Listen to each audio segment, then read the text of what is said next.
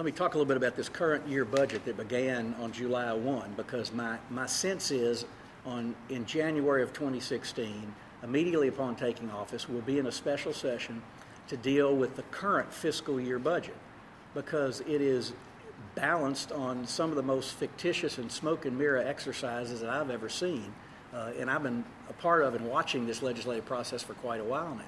I don't think the dollars are going to be there to fund this budget through the entirety of this fiscal year.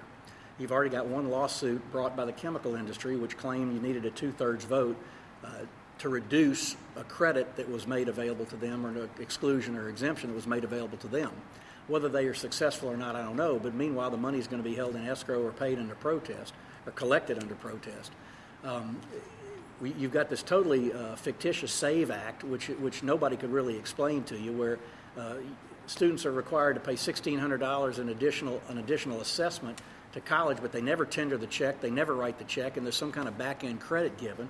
It was just a made-up something on paper that allowed them to say we're not raising taxes. It doesn't exist.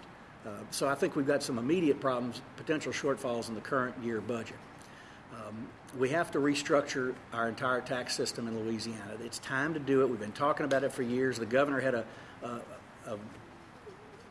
somewhat foolish attempt, embarrassing attempt a couple of years ago, where he just proposed something that was not well thought out, had not been discussed with a lot of the players in Louisiana, was withdrawn on the opening day of the session, and got a lot of attention, but it wasn't a well thought out plan. We've got to take our time, but in a special session, enact proposed changes, both constitutional and statutory, to the tax structure of Louisiana. And where it starts, in my view, is with the income tax. I think we need to lower the rates for individuals and for corporations and eliminate a number of the exemptions, exclusions, and credits that exist right now. You would broaden the base.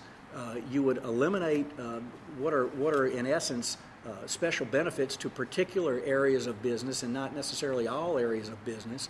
And I think in the long term you'd have a much easier, flatter, more easily understood income tax that is a huge component of the state budget.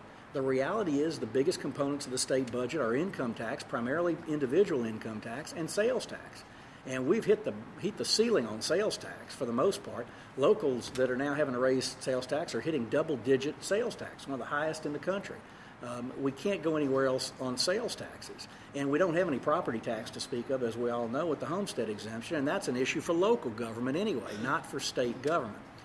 But I think the kind of structural changes we need have to be well thought out, and Jim Richardson and several economists from Tulane have put forth, I think, a very good and engaging set of proposals that ought to be the framework for our discussion.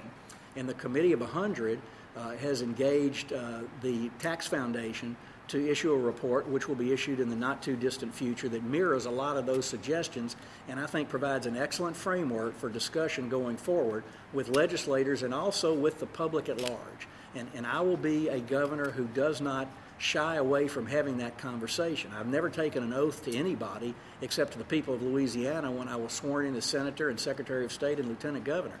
And my obligation and my oath is to the people of this state, not to somebody in Washington who has been responsible for dictating fiscal policy for Louisiana during this governor's administration.